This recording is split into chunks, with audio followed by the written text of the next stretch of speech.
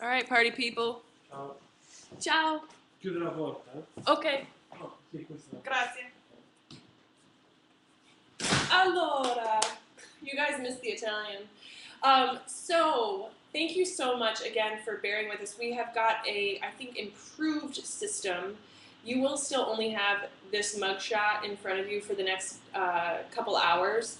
We have a couple people coming into the studio, aka my apartment here in New York, to be interviewed live, and that's working very well. However, we are struggling with the video on Skype. Wah, wah. And perhaps Steve Garfield needed to be here in person so he could do his magic.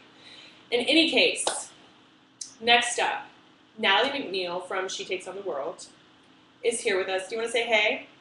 Hey! Hey! Yeah, her audio is Hi, good. everyone. Yay, hi. I'm going to actually turn you down just a little bit so we don't get any feedback. Try that again. Say hey. Hey! Perfect. Hello. And So happy to be here. I'm so happy to have you. I am just really excited. I think you're cool. Actually, if you want to, you can watch the Ustream. Do you want the Ustream address, Natalie? So you can go and as long as you mute the sound on there, you'll see the little speaker sign. Sure. You can have the live visual at least. So it is. Hold on, let me go to the channel. I believe it's ustream.tv/Lauren live -TV. Oh, no. Ustream.tv/channel/Lauren live -TV. That will get you there. Okay. And we are gonna get going to chat to you. Awesome. We're running a little bit late, but we have about 25 minutes to get the good stuff from Miss Natalie. So, Natalie, I think that's on your end. That is on my end. I can't even turn it off. That's your telephone. Yeah. That's phone great. rings once in a while. I know. Gosh, do we ever hear the phone ring anymore? That's not a cell phone. Not very often. I know, it's so bizarre. I haven't seen landline phones in ages. So tell us, where are you right this very moment? Right now, I am in Manhattan Beach, just outside of Los Angeles, because I was here to launch the Concord Club and to speak at a couple of conferences. So it's too bad I don't have you on my video, because I'm staying at this beautiful guest house, and I'm overlooking the ocean right now, and there's so much natural light, and I never have this much natural light to record videos at home. So and a girl knows natural light is where it's at. Lovely day. Good. Well, I'm so excited to have you on, and while you're at it, tell us a little bit about Concord Club, because I've seen some stuff about Concord Club, but I don't know that everybody else has. So will you fill us in? For sure. So the Concord Club is something that was born out of the She Takes on the World brand and my book tour last year. I talked to so many women entrepreneurs who felt like there were an abundance of online networks, and there were also some local organizations that they could get involved in, but there wasn't a good marrying of the two. Mm-hmm. And so the Concord Club is a hybrid in-person and online community for women entrepreneurs, and we sort of bridge that gap. So we bring people together in person in cities around the world, as well as bring them together online to create a lot of magic that way and provide mentoring as well as a number of other services. So if anyone's interested in that, come on over to She Takes on the World and check it out. Or if there isn't a Concord Club in your city, we're still gearing up and are hoping to be in 100 by the end of the year. Come on over to shetakesontheworld.com/apply to be an ambassador, and we'd love to have you host a Concord Club in your city too. Awesome. So we're already on 5 continents. I'm just thrilled that I've been traveling around all of them to visit. It's been fantastic. That's amazing. And I didn't really do a proper introduction because I got so excited about Concord Club when she mentioned it that I wanted you guys to hear about it first thing. But Natalie is a really impressive young woman. She is not only the author of the book She Takes on the World, but also she is she's a co-founder of an Emmy award-winning creative agency, and I definitely want to hear more about that too. But she has really carved out a niche of big niche for herself in being a mentor to other young women entrepreneurs and really entrepreneurs of all ages at this point. And as you may know, because I know you've done your own homework, the whole world of entrepreneur mentorship, I think, gets kind of stuck in what I call the coaching bubble. This whole world of people who only speak a specific language and they only talk to other people in their little bubble. And the prices are really weird. It doesn't really have a lot of application to the world outside the coaching bubble, which is most of the world in general. And so it ends up being the same, as someone said, the same $5 passed around, or the same $25,000, let's say, because that's how much I paid for freaking mentoring to these people who call themselves like entrepreneur mentors. And it's this whack thing that's happened. And what I like about She Takes on the World is that Natalie's bringing entrepreneurs who have real businesses. Not that service businesses aren't real businesses, but that these businesses are women who are looking outside of that coaching bubble for their work. So after that rant, so Natalie, again, amazing woman, and yeah, what do you have to say about that? I'm so curious. Tell me your take on the whole entrepreneurial women mentorship community, the role that you want Conquer to play, and what's next for you. Yeah, I think that we need mentors. I mean, I needed mentors to get where I am, and they've been just such an incredible support system. I've always tried to surround myself with people who are like 5 steps ahead of me. So when I'm looking at mentors and I'm looking at coaches, today, especially online, I'm seeing so many people who are 5 steps behind me instead of 5 steps ahead of me. And I think there's a lot of people out there who, a lot of them, their coaching has been their first business that they've built. So if the only business you've built is a coaching business, how are you able to really help people in other industries? And I guess that's sort of where I take issue with it, but at the same time, I think we do need coaches, we do need mentors. There are some great ones out there.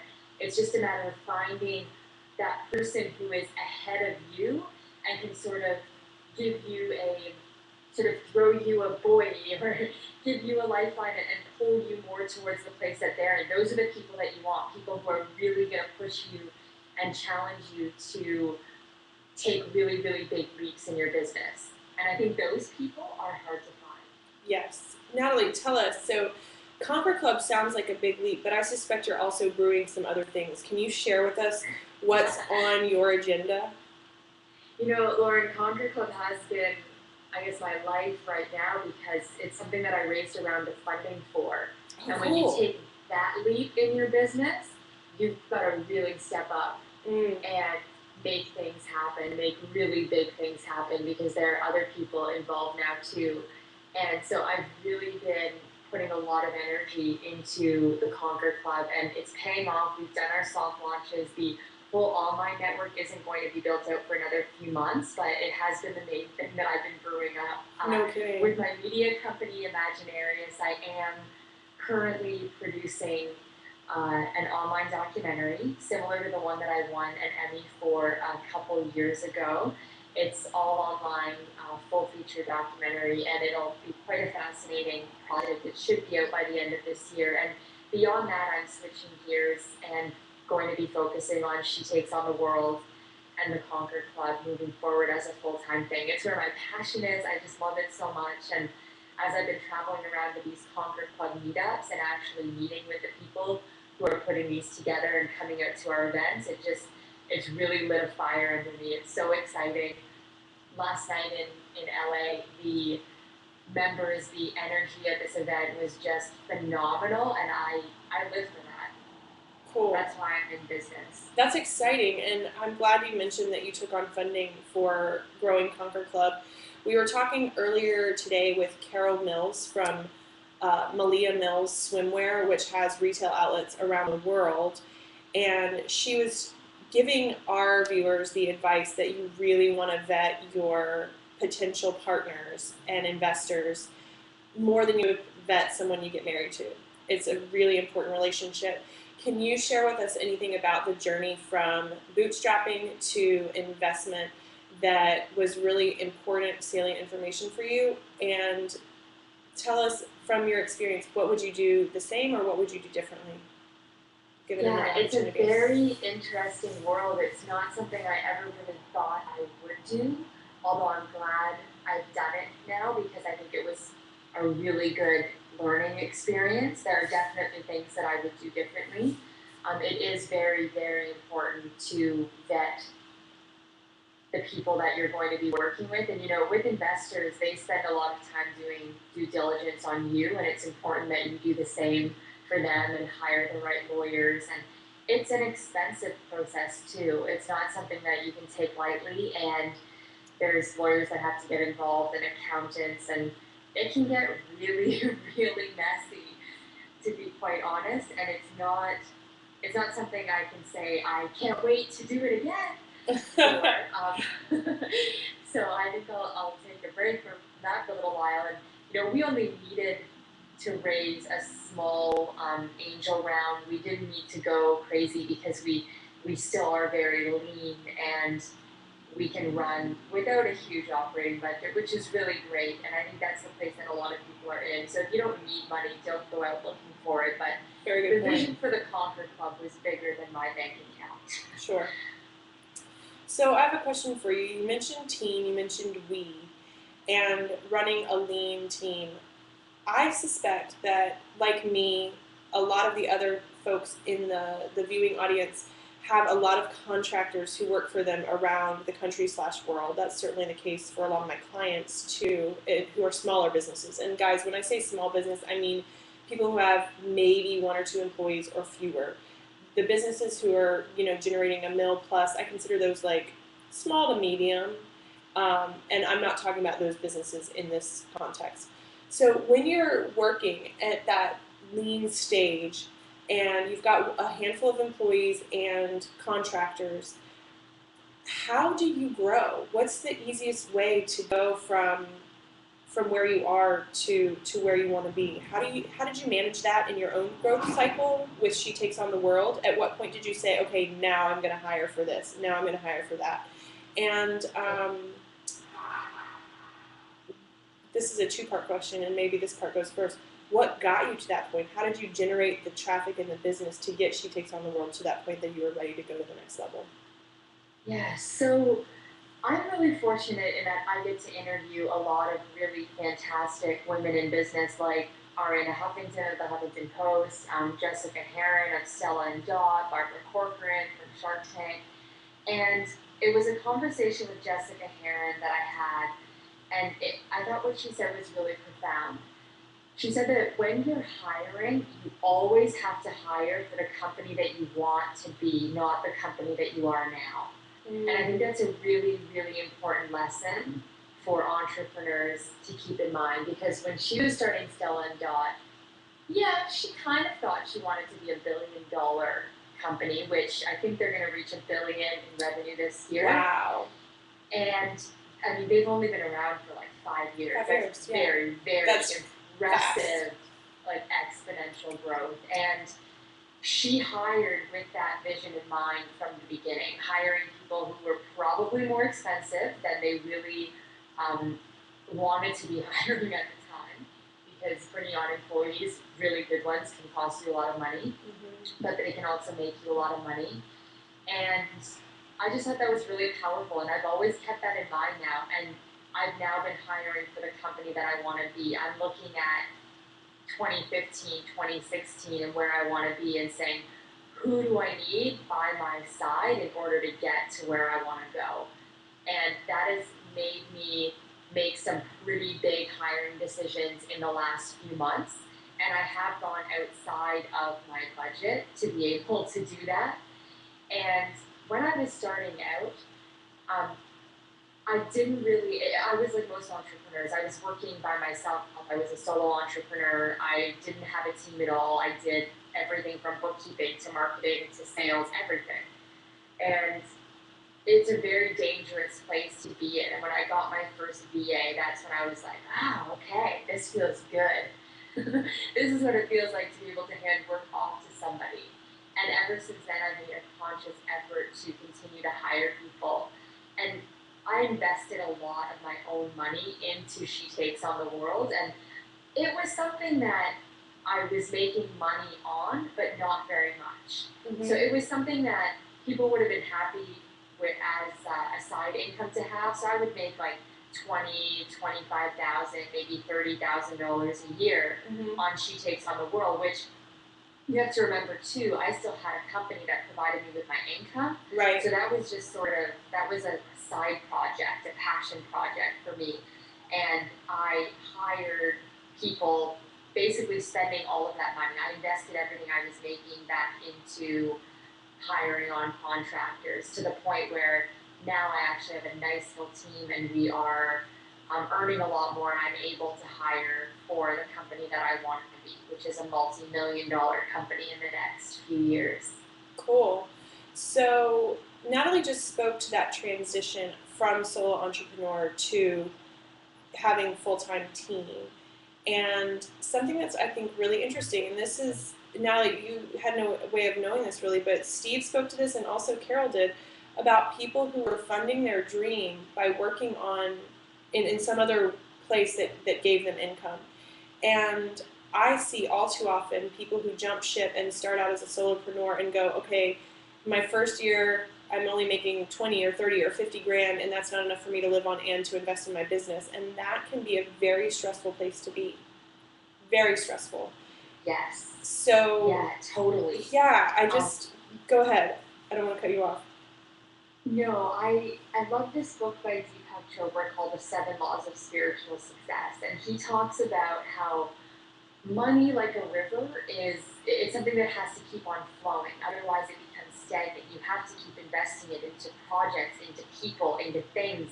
That circulation is what keeps it alive and flowing.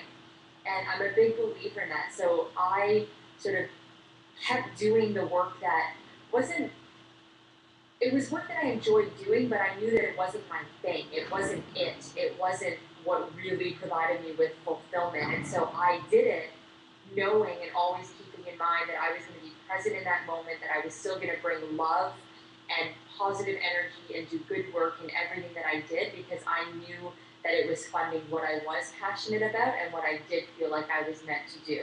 So I just kept it all flowing over to She Takes on the World, with the exception of what I needed to live off of. But I totally believe in, working really hard and making sure that you have an income to support yourself, to live off of, and to fund that dream business. And then if it's something that you have to do as a side hustle for a while, so be it, if you feel like that's the work that you're meant to be doing in the world.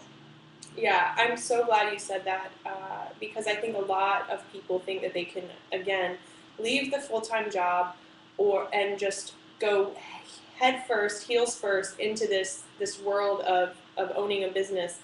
And the reality is that that's one of the reasons a lot of businesses fail, is because they don't have the cash support that they need, the cash flow. And any business owner will tell you, I mean, there are a lot of businesses that don't even plan to turn a profit in the first 5 years and then go gangbusters after that. Sometimes that's what it needs. And I think it can put a lot of pressure on you, your family, your business, your clients, if you're expecting to immediately turn a profit that supports you, your family, and that can also reinvest back into your business. So, right, it's very rare. It's very rare that you can do that. And I think a lot of people don't expect it to be as challenging as it is, because they see other people doing it and say, oh, okay, well, she's only been doing this for a couple of years. She seems to be doing really well. And you're comparing yourself to others who, it's funny, just last night at the Conquer Club, we were talking about the overnight success syndrome, where it really does take at least 10 years to become an overnight success. Mm-hmm. And any successful person will tell you that. I mean, people who are super successful, you don't know, they built a foundation over years in order to build this solid house on top of that foundation, It's just something that, it's a reality for so many of us. Yeah, there are the people who sort of strike gold and create a profitable company right away, but most of the time it takes a long time, twice as long and twice as much money as you think it is, right? That's the rule. Yeah, that's the rule. And I think that's pretty accurate. I have a question for you. When you say build the solid foundation, to you, what elements do our solo entrepreneurs? Because I suspect that a lot of the people on the call are on the broadcast are solo entrepreneurs. What do they need to be concerning themselves with to build a solid foundation? Yeah, I work with a lot of people in the beginning stages of building a business, and seriously, get your shit together as early as you can. Sorry, I hope I'm allowed to say that. You are so loud. You have got to, from the beginning, have an accountant, have someone who's looking after your financial picture, who's doing statements for you. You should be able to look at a cash flow statement, to look at a balance sheet. You should be able to read it, and you should know how much money you have, how much money you're spending, what your profit margins are. And I'd say that 80% of entrepreneurs that I've talked to and asked them those questions, they have no clue. They don't know how much they're earning, they don't know how much they're spending, and they don't know what their profits are. That is really dangerous territory to be stepping into. And if you can figure it out in the beginning, you're going to get through growth phases so much easier. And that's what I'm experiencing right now is as we're growing, I'm so grateful that I spent the time setting up the systems and understanding how that works, how the gears move on the back end of my business. Yeah. And the other thing is the legal support. I mean, even if you can't afford to hire a lawyer, this is something that we're going to be doing through Conquer Club too, actually having a lawyer on retainer and people who you can ask these kind of questions to. You need to be able to go to someone with your legal issues and talk them through. You also, when you're setting up your business, you need legal advice to know that your structure that you have in place is the right one and that you're doing things properly from the beginning. Because a lot of people don't, and yes, you can figure it out as you go along, but it's so much easier to figure it out right from the beginning when what you're earning is peanuts compared to what you're gonna be earning when you really step up and you start to earn what you want to be earning. And yeah, if you have that foundation, it makes everything so much easier. And just having the right people on board to help you from the beginning, whether they're full-time people or just a lawyer that you know you can call up, an accountant that you know you can call up and get a call back from. Awesome. And you guys, if you are freaking out about the cash flow statements and a balance sheet, don't freak out. Don't freak out. It actually reminds me, I'm new to New York City, and so things are different in New York, especially from a business perspective and from an accounting perspective, because taxes are different here from where I've been used to filing. And so my job actually next week is to go over a lot of stuff with my accountant here in New York and the bookkeeper and set up the systems that will help me here in New York. And something that helps me is I have, and I'll send to you, it's just an easy cash flow projection. Well, it's an easy cash flow worksheet, and it asks you just basic questions, and you don't have to study accounting to figure it out, but it really is just kind of like a check-in for you every month to say, okay, what am I bringing in? What am I paying out? What am I projecting for the next month? It's super, super, super easy. And if that's the only thing you do, then let that just be the start, because you've got to start looking at that stuff. And that's been my experience too, that people don't do it. You can hire an accountant for an hour who's going to go over that with you. So you don't have to do it alone. You never have to do anything alone. You just have to find the right people who can help steer you in that direction. No successful entrepreneurs got there by doing everything themselves. They have people around them who provide a lot of value and a lot of wisdom as they grow. Yes. Now, can you speak to, do you think bookkeepers and accountants need to be in person, or do you think you can work, remotely at this point? No, I think you can work remotely. I mean, you do want somebody probably locally to do your filing. And now the dog's barking. You want somebody to be able to sit with you and probably do your filing. That way you can scan things if you need to. They can ask you for things, and they'll be able to get them quickly. But for my monthly statements and all that, I do work with somebody virtually, and we have a great system set up. I travel a lot, so I use Shoebox, and you can find them at shoeboxed.com. That's shoe and then BOXED Yep. .com, and they have been fantastic because you can send in all of your receipts, and they actually scan and organize and upload all of them for you, and then they can be exported through QuickBooks, which is really fantastic. So no matter where I am, I can pop all my receipts in an envelope, and they get scanned, uploaded. My accountant can download them, and then beyond that, it's really easy for her to just plug it all in, do the statements, so things don't have to be complicated. Brilliant. I love that. You guys, it's all about systems, you know that, but hearing someone who is growing her business at a rapid rate tell you it's all about systems, I hope that really sinks in. I think I'm going to look into Shoeboxed, actually, because receipts are like my nemesis. So me too. And you know what? You don't need them. As of like 7 years ago, you can have scanned copies. So I don't keep any receipts. I send them all in. They're all scanned if I ever need them, and I keep no paper. Paper to me feels like clutter, and I hate that. Yep. I hate having a cluttered environment. And I mean, I'm still learning how to set up all these systems too, but just simple changes like that have completely changed my world for the better. Great. No, that's such a good tip. Shoeboxed. You heard it here first, guys. Where do we want to go next? So many other ideas. Tell me. Tell me a little bit about what your business model in She Takes on the World started out being and what it's going to be. So I didn't really have a business model, quite honestly, when I was starting, because She Takes on the World sort of just came into my life. I'm not sure, some of you may have heard this story if you do follow me, or it'll probably be new to a lot of you, but I was in college. I was figuring out what I wanted to do when I was done. I knew I wanted to be an entrepreneur, but people discourage you from doing that. They encourage you to get a real job instead, get some experience, then maybe leave that job. But I think it's really hard to get a real job and a real paycheck and then leave it.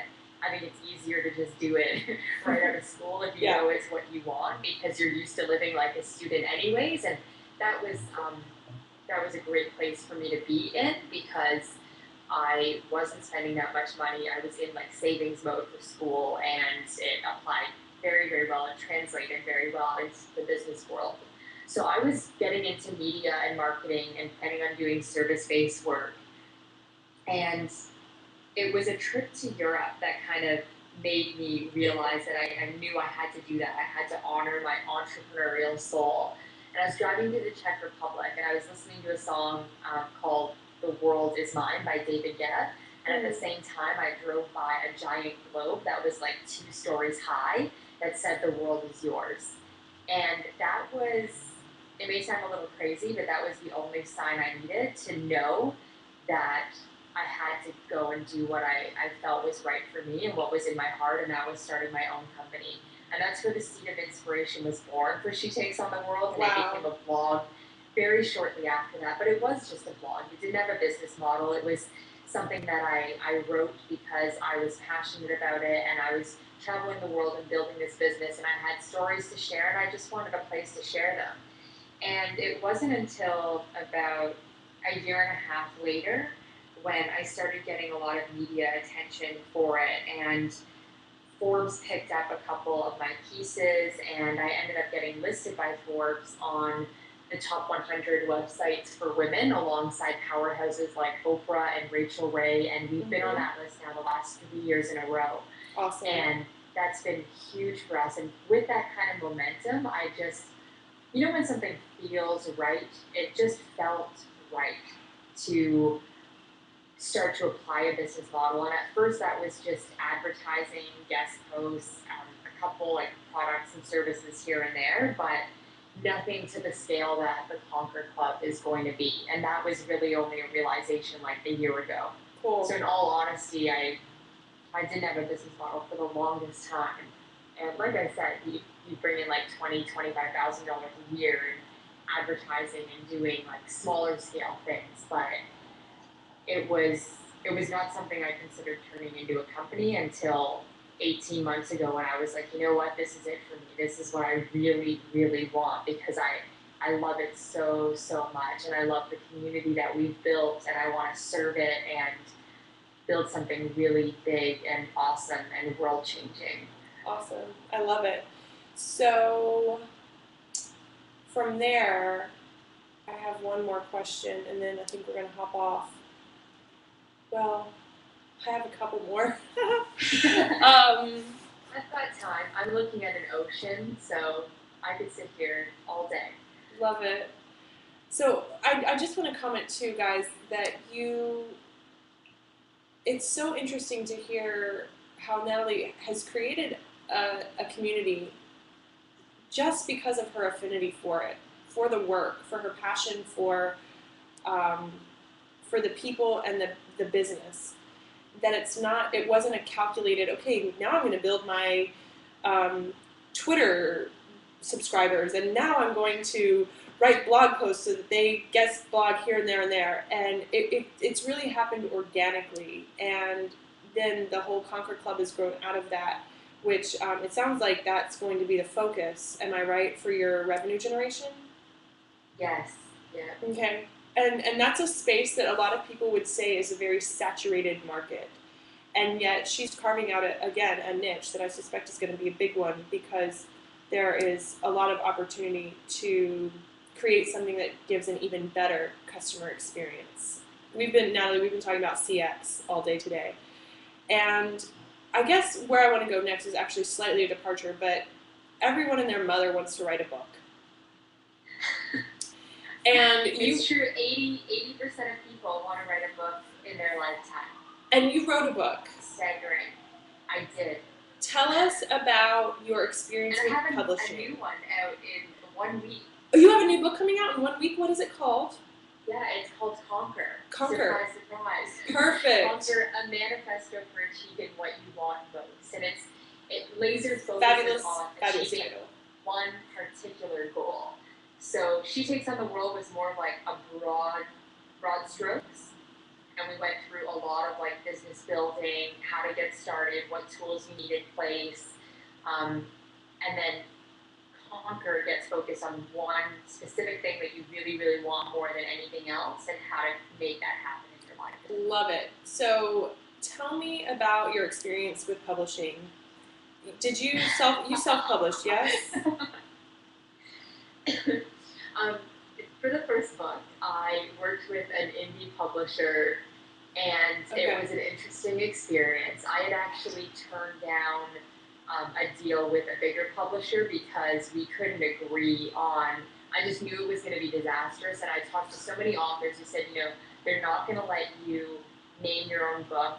They're not going to let you do your own cover, and I've heard horror stories of people getting these awful covers that don't represent them at all, and I just didn't want that. So for me, it was going to be like, I'm majorly involved in the production of this thing, or I'm not going to do it. And so working with a small publisher was, in publishing in general, you as an author are always going to do the majority of the legwork and the promotions and the marketing. It doesn't matter if you're working with a big publisher or not. I mean, some of the big publishers, you'll get a budget for it and they might do a couple events for you, but most of the time you are doing a lot of the work. And with a smaller paying for it as well. And paying for it, yeah. And most people, a lot of authors invest their advances and everything back into the book.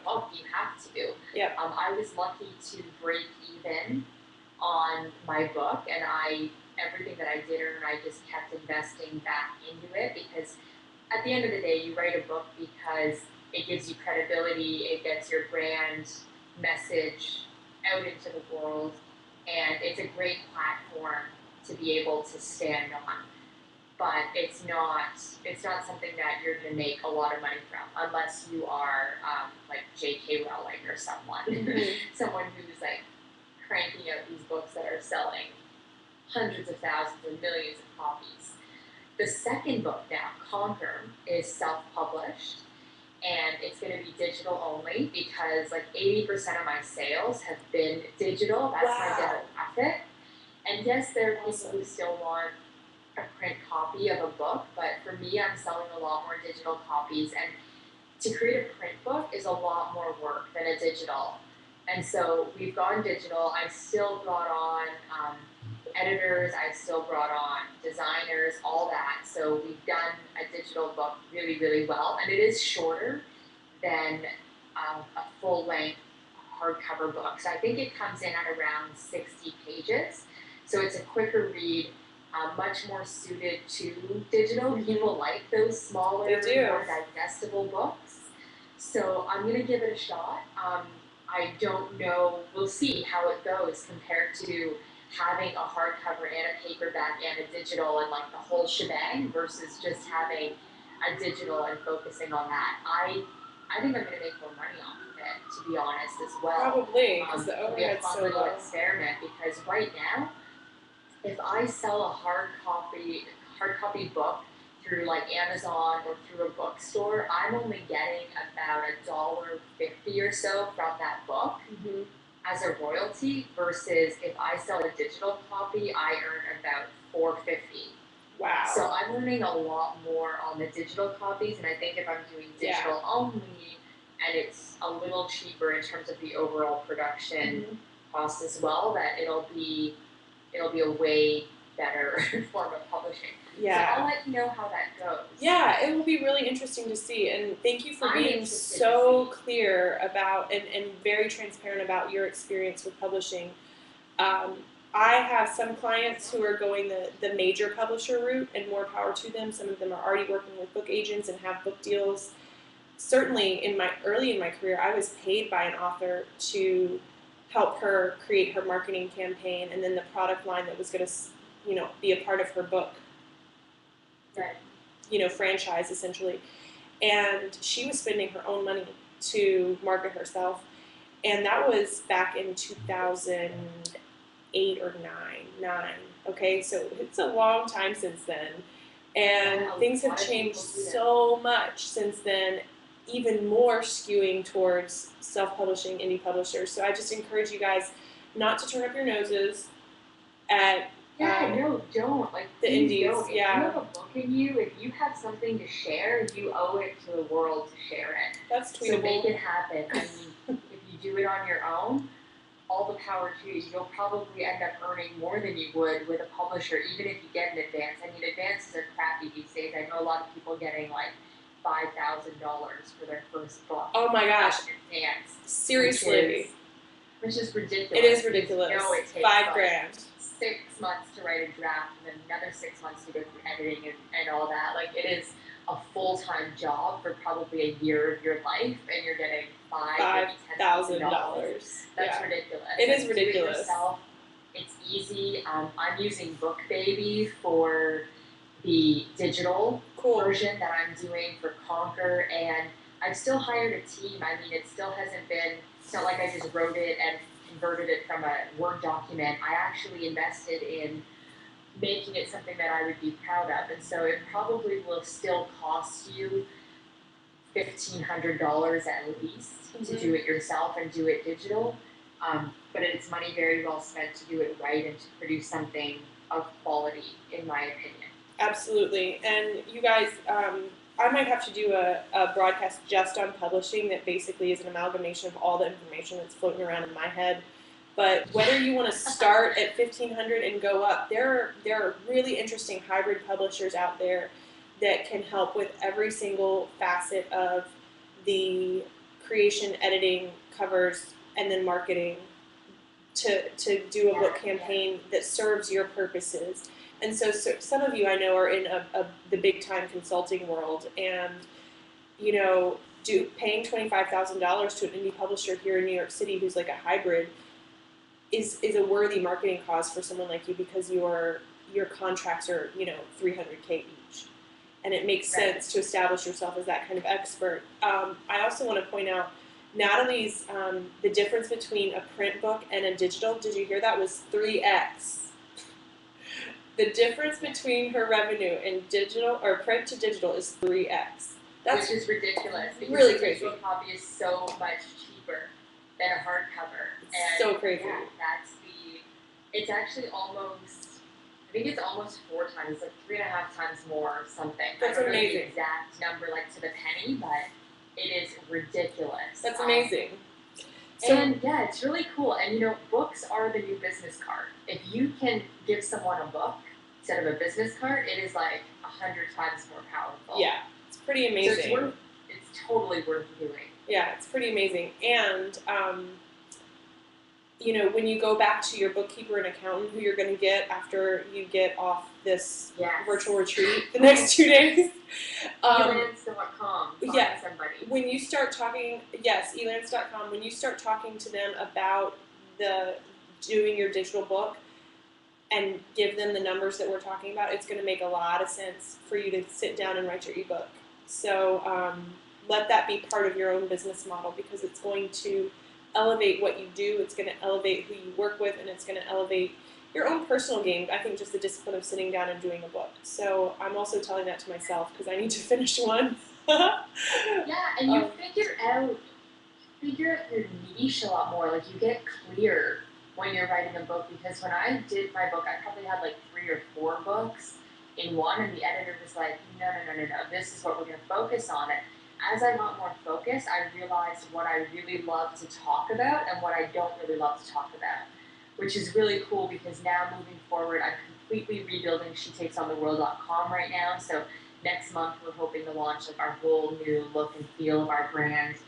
And it's been cool just because I know now what I want to focus on because I went through the process of writing the book. So tell us, when you first started out working with the editor, notice that she hired a professional editor. Yes. When you first started working out, what were sort of like the things floating around, and then what did you distill it down into? In terms of like the 4 books that I had. Yeah. Tell us about those 4 books, and then where you ended up, the specificity. So, the editing process was really interesting because obviously they go through it with a fresh set of eyes, and they can say, okay, well that didn't really make sense. Like this chapter doesn't feel like it belongs in the book, or this chapter should be expanded into 2 or 3 chapters. So just getting that feedback, and to be honest, it was really frustrating at first to get that feedback because you just finished writing this draft, and it takes like months and months and months to write, and then you've got to rewrite everything, and you rewrite a book like at least, I probably wrote it at least 5 or 6 times. Wow. And it's part of the process, and it sucks sometimes. It really sucks. You're like, I don't want to write that again. Why do I have to write that again? But you get a lot of clarity. And what the book ended up, so She Takes on the World, a guide to being your own boss, working happy, and living on purpose. So it is about being a woman business owner these days and how powerful we are becoming as a group. I wrote a piece for Forbes last year called Entrepreneurship is the New Women's Movement that kind of stemmed from the book. And I really believe that. I mean, women are leaving the workforce right now in droves and heading back into the home, but not as homemakers like they were, 50, 60 years ago, but as job-making entrepreneurs. And I think that's really cool. We live in a time when women are becoming more and more powerful, and I think the more we work together, we can create waves of change that much faster. Yes. And so that is sort of at the heart of the book as well as going through the steps that you need to take and the tools that you need to use. We also feature a lot of successful women entrepreneurs throughout the book, and they share their stories and the lessons that they've learned in a lessons learned feature throughout the book. And then I have a business compass, which helps you create a very efficient business plan for solo entrepreneurs. And I also help you create a master action plan, which I call my map. So you finish the book with a 12-month map, pretty much. And so it's very hands-on, very practical, and also sort of paints you a picture of where we can go as women entrepreneurs over the next couple decades. Very neat. And even when I say that, I'm like, that kind of sounds like 3 books too, but no, it was even more than that to begin with. But now, and they say this, that when you print your first book, it can be a little more broad, and then you take topics from within that book and expand them go into back out. future books. So Yeah.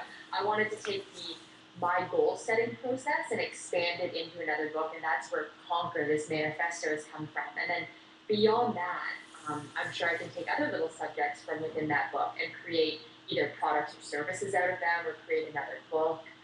And all of that happened because I took the initiative to sit down and write this book that was on my mind and on my heart for a while. Awesome.